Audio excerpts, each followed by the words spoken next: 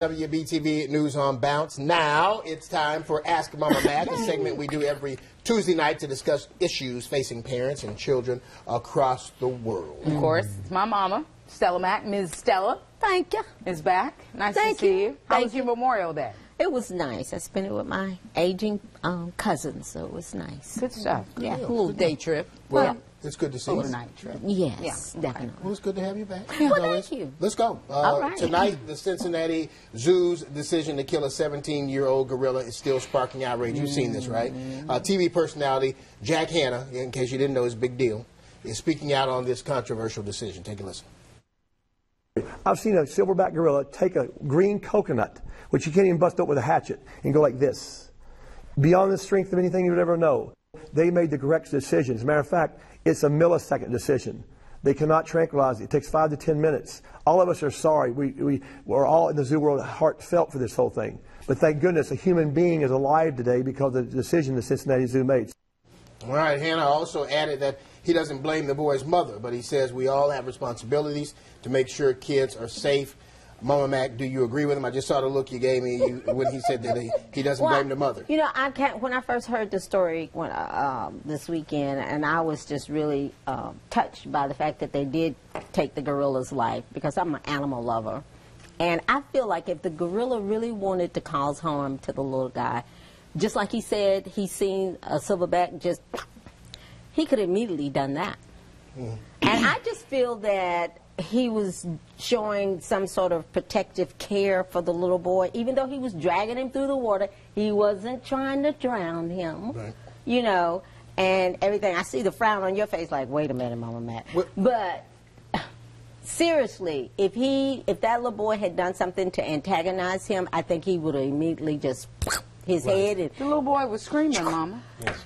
Okay, so he was screaming and he was scared. Dragging him around by the foot, which means his head was bouncing around on the concrete enclosure. Well, they said clothing.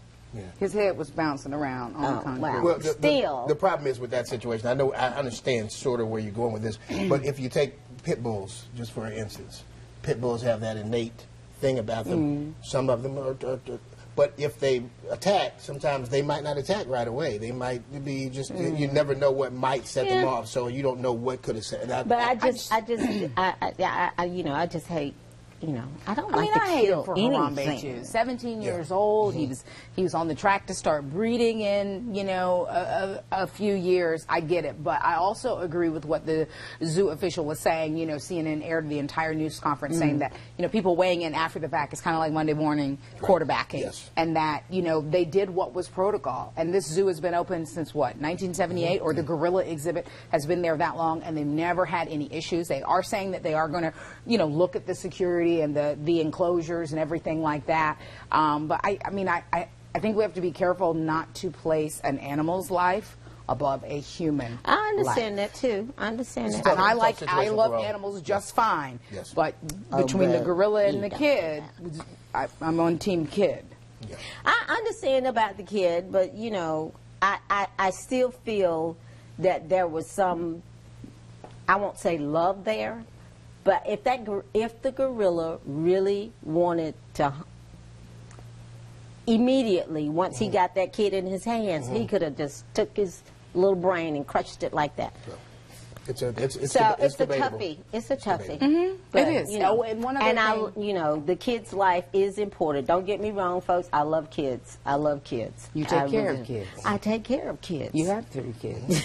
and I have a daycare center that's very one other thing that I want to mention, because I also heard this, that when they realized what was going on, that the kid was down there, they have a call that the keepers make that makes all the animals come inside. All the animals heeded that call except Harambe. So they knew at that point, we can't wait any longer. And they also said not only would the tranquilizer take 5 to 10 minutes, but it also could have triggered an aggressive reaction in him. And that's why. Okay. I heard all that. I heard all that. Just going to agree. But I just, think that. It's okay. We asked the opinion. Yeah. So yes. There you go. We accept all here. Yes. Thank you. As evidenced by the comments for sound off sometimes. It's all good. Yeah. Let's talk about head lice. Okay. Quite the segue. Just because the kid has lice. Sorry. doesn't mean they will be sent home from school in Hawaii. In the past, students with head lice immediately sent home, not allowed to return until the lice was gone. Well, now those students will be allowed to stay in school as long as they are receiving treatment. Here's the thing. These new health guidelines are only going to apply to some schools in Hawaii next year. But doctors say lice doesn't cause diseases and the transmission risk is low. So, Mama Mack, do you think that parents will accept the new guidelines? How do you feel about this? Weigh in. I would be irate. Because if your child was going to school, yeah, if my child lice? was going to school and this other child is allowed to come and have had lice, but who's going to say the kid no longer has lice? Is somebody going to look at his head, check it out, make sure? It's all great questions. I mean, and recess, kids horseplay. Yes. We've and seen they what put on lice each looks like. other's You know what lice? hats and stuff. Yeah, just hideous.